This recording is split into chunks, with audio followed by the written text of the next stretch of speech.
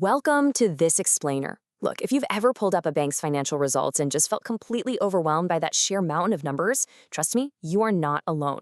Banks are practically notorious for burying the real story deep down in the footnotes. But today, we're changing that. We're going to walk through how to analyze a banking stock completely from scratch. We'll be using a comprehensive, sequential forensic investigation, literally a 12-step framework that the pros use, going all the way from step 0 right through to step 11. And hey, the order absolutely matters here. Skipping steps in banking, that just means getting fooled by flattering headlines. So stick with me, because by the end of this, you're going to be reading financial results like an absolute pro. Okay, so here's the map of our journey. We'll be covering these 6 phases sequentially. We've got context and spread engine, asset quality and trajectory, quality of the profit, returns and capital cushion, management credibility and valuation, and finally, the final verdict. Let's just dive right in.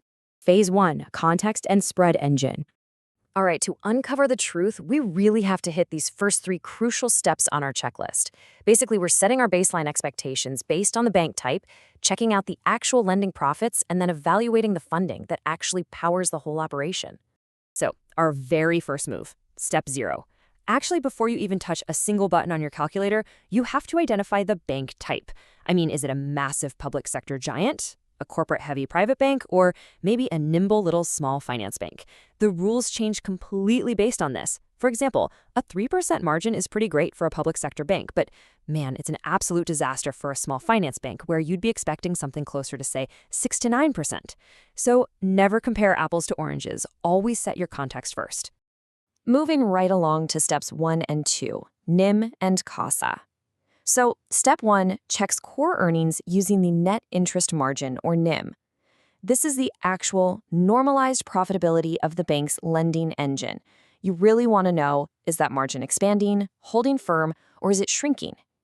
Then, step 2 examines the funding behind that margin using the CASA ratio. That stands for current and savings accounts. Think of CASA as the bank's secret weapon, right? It's literally the absolute cheapest money they can get their hands on. So a high rising CASA ratio means incredibly low funding costs and a highly defensible profit margin. But you really got to watch out for this major red flag in step 2. If you see that CASA ratio falling and the bank is suddenly binging on expensive bulk deposits just to keep up, all while their credit to deposit ratio pushes up into the high 80s, yeah, that is a massive warning siren. It means their funding base is exceptionally fragile, and they are basically just straining to survive their own growth. Phase 2, asset quality and trajectory. So, our checklist now brings us to step 3 and step 4. And here, we aren't just looking at the loans that have already gone up in smoke, we're actually hunting for the fresh stress that's quietly building up beneath the surface. In step 3, we judge asset quality. So ignore the raw bad loan numbers for a second and look straight at the provision coverage ratio, or PCR. You really want to see this sitting above 80%. Why? Well, an 80% PCR means the bank has already locked away enough cash to cover those bad lows. It acts like a giant umbrella, protecting future earnings from past mistakes. A high PCR simply means low future risk from loans that have already soured. And that brings us to step 4. The trajectory. Never, ever blindly trust a clean headline bad loan number, because that only tells you about yesterday. If you want to see tomorrow, look at the slippage rate. That's the speed at which previously good loans are turning bad. And specifically, you want to check the special mention account book. Seriously, a growing special mention pool is like the storm cloud right before the rain. It means previously solid borrowers are starting to miss payments, and major stress is brewing, even if that headline number looks perfectly fine today. All right, phase 3. Quality of the profit. Here, we tackle step 5 and step 6 by basically ripping apart the profit statement. We really need to know exactly where the growth came from and check how efficiently the bank is actually being run. Step 5 is absolutely crucial. You need to compare pre-provision operating profit against final net profit. Look, if a bank's net profit jumps 20%, don't start popping champagne just yet.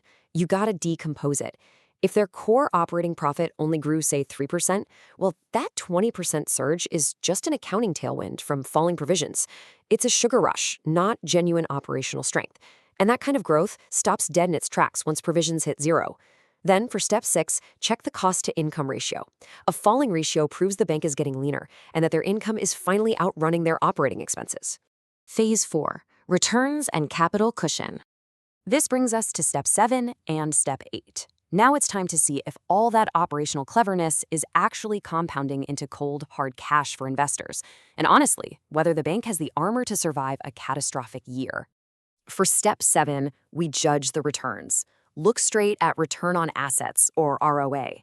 This is the cleanest scorecard out there because it literally cannot be faked with leverage. For Indian banks, an ROA above 1.5% is top tier. Keep in mind, a high return on equity is only impressive if it's actually built on a healthy ROA. If it's built on a thin ROA, the bank is just masking weak operations with some pretty dangerous amounts of debt. Step 8 tests the capital cushion. This is the bank's own money that absorbs losses, officially known as the Capital Adequacy Ratio, or CARR. Compare this against the regulatory floor of 11.5%. A nice, fat capital ratio means the bank can safely fund new growth, but a thin ratio that's drifting downward, that's a massive red flag. It practically guarantees an imminent capital raise, which means your shares are about to get heavily diluted. No, thank you. Phase 5, management credibility and valuation. All right, steps 9 and 10. The numbers we've looked at tell you the past, but for the future, we have to interrogate management's track record and finally figure out how to accurately price this stock. Step 9 really separates the serious analysts from the gamblers. You gotta ask yourself, does management actually do what they promise? The trick here is to pull up last year's guidance on loan growth, margins, and asset quality, and then compare it directly to today's reality. If they consistently meet or beat their targets, great, believe their forward outlook.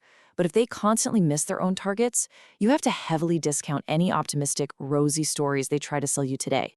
For step 10, we value the stock. Now remember, banks are valued on their book value, not just earnings. But the real pro move here is to use price to adjusted book value. Think of this metric like a lie detector. It penalizes the bank by subtracting the cost of any unprovided bad loans directly from their book value. You use this to see if you're paying a fair premium compared to its peers. Because honestly, a fantastic bank can still be a terrible investment if you just end up overpaying for its adjusted book value. Phase 6, the final verdict. Step 11 forces you to commit. Don't just leave all this analysis floating around in your head. Write down one definitive paragraph. State the bank's quality, the repeatability of its profits, its single biggest strength, its single biggest risk, and your honest rating. Buy, hold, or sell. Doing this wraps up our whole journey, turning our 12-point mental checklist from step 0 right through to step 11 into a rock-solid, definitive conclusion. And listen, if any leg of our 12-point investigation is weak, your verdict absolutely must ruthlessly reflect that. And there you have it. You now possess the exact 12-step forensic sequence, from setting the context and checking the spread engine in step 0, all the way to pricing the adjusted book value and writing the final verdict. It is a complete toolkit to ensure you are never fooled by a flattering headline ever again. So, armed with this framework, which banking stock are you going to investigate from scratch first? Get out there, pull up some financial results, and let's see what hidden truths you can uncover.